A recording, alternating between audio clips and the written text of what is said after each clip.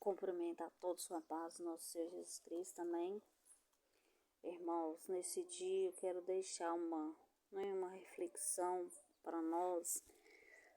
A palavra de Deus, ela nos manda a viver em constante oração.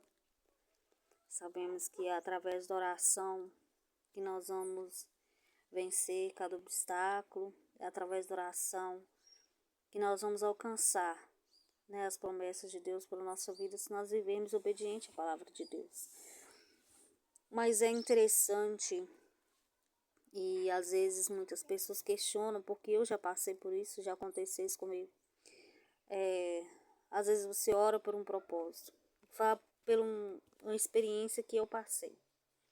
Há um tempo atrás, eu orei por uma jovem, e tanto eu como as pessoas que estavam comigo, nós queríamos muito que Deus fizesse um milagre na vida daquela jovem, no ventre daquela jovem. E nós oramos, nós choramos, nós profetizamos e tivemos fé que Deus poderia fazer um milagre ali na vida daquela jovem. Mas não aconteceu. Aquilo que nós oramos e clamamos, aquilo que pedimos, não aconteceu conforme nós oramos e nós pedimos ao Senhor. E chegou um ponto que eu fiquei assim, sabe, aquilo acabou me entristecendo um pouco, porque eu queria muito que Deus fizesse milagres sobre a vida daquela jovem, eu queria muito que Deus soprasse vida no ventre daquela jovem. Mas com o passar do tempo, irmãos, o Espírito Santo de Deus, ele vem me ensinando. Nós oramos, não é porque nós temos que querer que Deus faça a nossa vontade. Nós oramos não é para que nós tem que exigir que Deus faça conforme nós pedimos, nós oramos. Nós temos que orar porque nós depositamos a nossa confiança em Deus.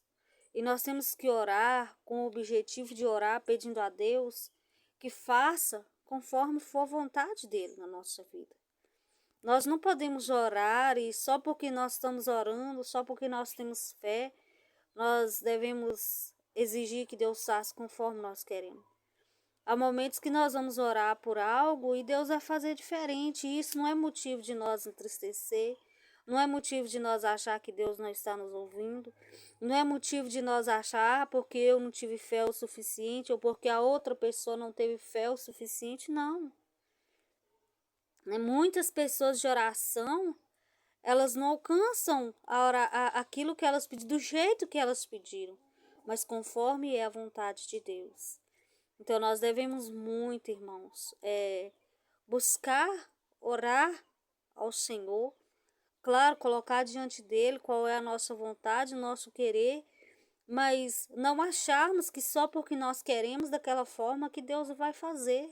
Porque muitas das vezes não vai, muitas pessoas se decepcionam, muitas pessoas enfraquecem na fé, muitas pessoas desistem, às vezes tem um sonho e quer que Deus faça daquele jeito, mas às vezes Deus vai fazer de uma forma diferente. A oração não é para fazer Deus fazer o que você quer, mas a oração não, ela é para nos preparar a receber a vontade de Deus na nossa vida. A oração é para isso. A oração não é para mudar Deus do que Ele quer fazer em nós, mas nos mudar para que nós aceitamos conforme a vontade dEle. Nós oramos para que Deus nos molde, para que nós venhamos viver a vontade do Senhor. Então, que nós venhamos orar, nem que nós venhamos buscar, que nós não venhamos existir quando nós orarmos e pedir ao Senhor, às vezes, por exemplo, um milagre, nós orar e Deus não fizer, isso não é motivo de nós nos entristecermos, né? É motivo de nós glorificar a Deus, tudo será feito conforme a vontade do Senhor. Quando nós oramos o Pai Nosso, a palavra, o Pai Nosso, ele fala, venha o teu reino. Venha o teu reino. Então, se faça conforme a vontade do Senhor. Assim como é no céu, na terra. Nem nós temos que orar com esse intuito. Olha para você ver como é interessante a oração do Pai Nosso. Né? A oração do Pai Nosso não é venha a nós o teu reino, igual tem gente que fala, né? Tem gente que ora o Pai Nosso de uma forma antibíblica. Na Bíblia não ensina a orar o Pai Nosso, venha a nós o teu reino, não. Venha o teu reino, né? O centro não é a nossa vontade. O centro é a vontade de Deus. Seja feita a tua vontade, assim na terra como no céu. Então nós temos que orar. Orar, claro, crendo que Deus ele faz, irmãos, o sobrenatural. Deus, ele opera grandemente. Deus, ele é soberano entre tudo e todos. Mas existe coisas que não é o centro da vontade de Deus para a nossa vida e nós precisamos orar agradecendo a Deus, né? Que seja feita a vontade do Senhor. Porque às vezes a nossa, né, ela vai para uma direção que às vezes pode nos afastar do Senhor. Então, que nós venhamos aprender a orar, que seja feita a vontade do Senhor.